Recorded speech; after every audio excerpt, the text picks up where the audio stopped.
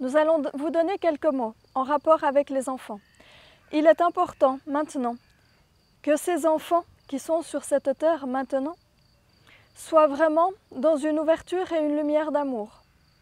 Il est important de les écouter énormément.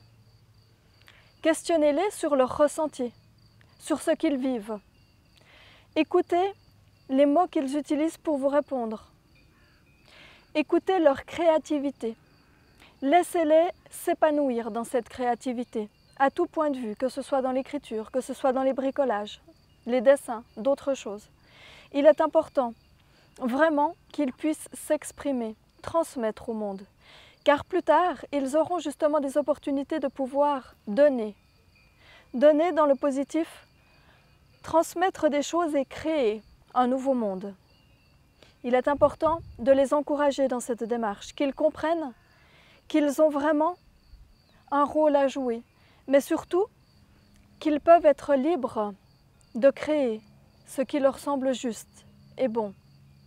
Encouragez-les à se développer encore davantage et surtout à communiquer. Il est important qu'un enfant ne se replie pas sur lui-même et que vous soyez à son écoute, car vous êtes son accompagnateur jusqu'à ce qu'il soit plus grand. C'est important que l'enfant se sente soutenu, que l'enfant se sente aimé. Et pour qu'un enfant se sente aimé, il est important de le lui dire avec des mots clairs. Pour un adulte, souvent, il est évident que l'on aime son enfant. Pour un parent, il n'y a pas forcément la nécessité de le dire. Mais pour un enfant, là est toute la différence. S'il entend les mots, et d'autant plus régulièrement, alors il vivra beaucoup plus heureux dans son cœur et il sera mieux en paix en lui-même, car il aura cette confiance et il aura vraiment cette confiance absolue de bien-être qui est si importante pour se sentir bien dans l'univers, c'est-à-dire aussi avec les autres, plus tard et maintenant avec déjà les camarades, les gens qu'il rencontre. C'est important de lui faire comprendre aussi ses richesses intérieures. C'est important de lui parler de vos expériences.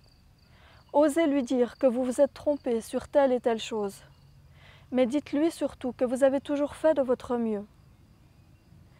Et que lui aussi fera peut-être des erreurs, mais qu'il ne les regrette pas. S'il écoute son cœur et qu'il fait de son mieux pour faire ses choix, alors il ne se trompera pas. Après, il est important de lui dire que la vie réserve toujours des choses, mais aussi qu'il pourra toujours s'en sortir. Car il y a toujours des solutions, même parfois totalement inattendues, et venant peut-être de biais totalement inattendus. Et il est important qu'il soit dans cette confiance et qu'il s'écoute.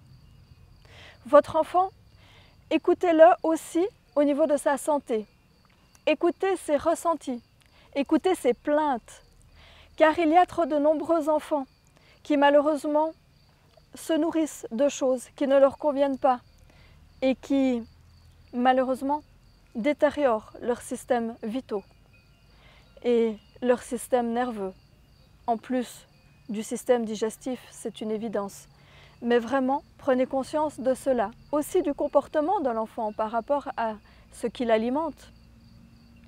Vous savez déjà beaucoup de choses par rapport aux additifs, au sucre. Mais il est important de comprendre que chacun dans son individualité a vraiment un ressenti propre et que chaque chose peut être bénéfique ou non pour l'enfant. Il est important à tout âge d'être à l'écoute de celui-ci. Merci de votre attention.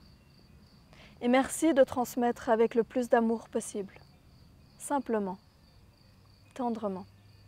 Et nous sommes avec vous, pour vous accompagner quand vous, en tant qu'adulte, vous avez des difficultés. Demandez de l'aide, demandez les meilleurs moyens pour être aidé, et vous les recevrez. Ayez confiance aussi, vous-même.